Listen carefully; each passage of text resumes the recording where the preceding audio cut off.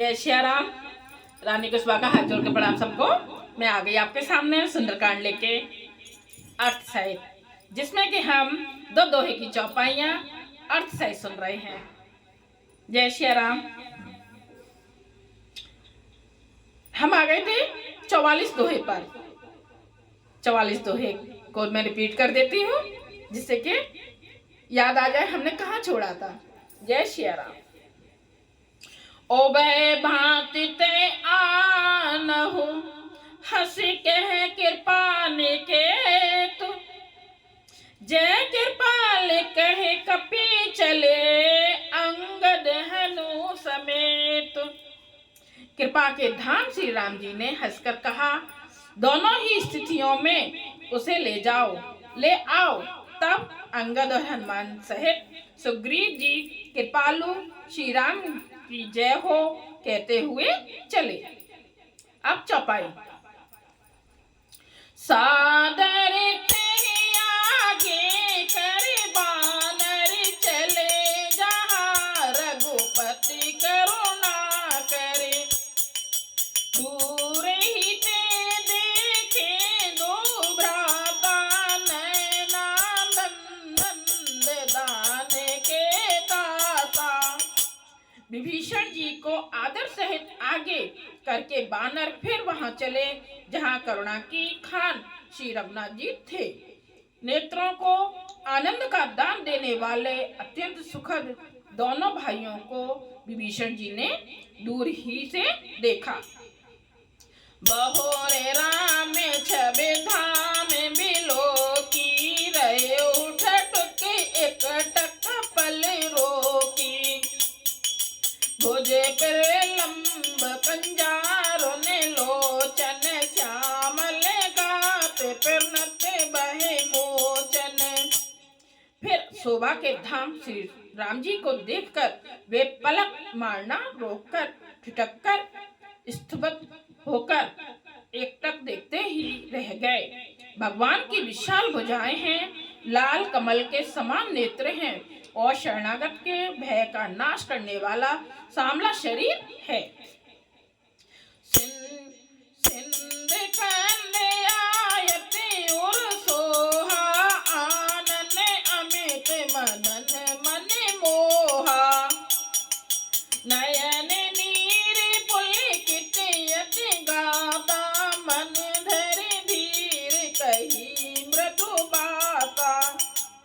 सिंह के से कंधे हैं, विशाल बच्छा स्थल यानी कि चौड़ी छाती अत्यंत शोभा दे रही है।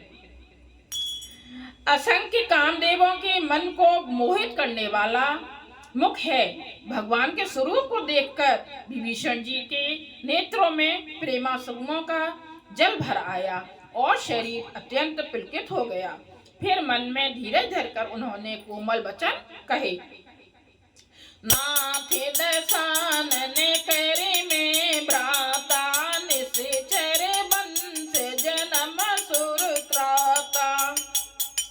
सेज पापी प्रियताम से देहा, जथा उलू कहे तम परिनेहा। हे नाथ, मैं 10 मुख रावण का भाई हूँ। हे देवताओं के रक्षक, मेरा जन्म राक्षस कुल में हुआ है। मेरा तामसी शरीर है, स्वभाव से ही मुझे पाप प्रिय हैं। जैसे उलूक को अंधकार पर सहज स्नेह होता है। शिरवन सुजसे सुने आयो, प्रभु भंजन भव वीर। त्राय त्राय आरती हरन, शरण सुखद रघुवीर। मैं कानों से आपका सुयश सुनकर आया हूँ कि प्रभु भव जन्म मरण के भय का नाश करने वाले हैं। हे दुखियों के दुख दूर करने वाले और शरणागत को सुख देने वाले श्री रघुवीर, मेरी रक्षा कीजिए, रक्षा कीजिए। अस कह करत दंडवत देखा, तुरत उठे प्रभु हर्ष विशेषा। तीन वचन सुने प्रभु मन भाया,